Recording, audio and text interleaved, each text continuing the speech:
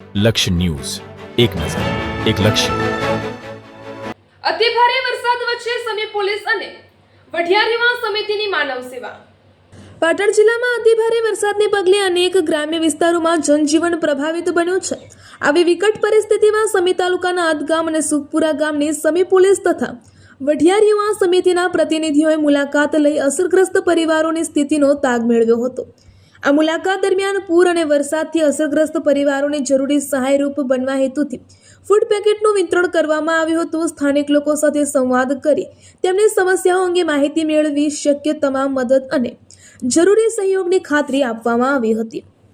આ સેવા કાર્યમાં સમી પોલીસ સ્ટેશનના PI R Modia, ASI Babubhai Bhurabhai, head constable Bharatji Kunvarji, head constable Kalubha Bachuji, police constable Ajitbhai Melabhai, police constable Vishnubhai Dhanabhai તથા જીઆરડી જવાન વિપુલજી લાખાજીએ સક્રિય ભાગ લીધો હતો.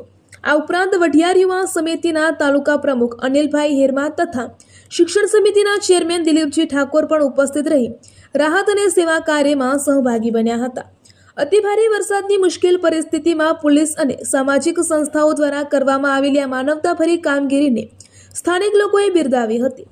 અસરગ્રસ્ત પરિવારોને સમયસર પહોંચેલી આ સહાયથી તેમણે મોટી રાહત મળી હતી.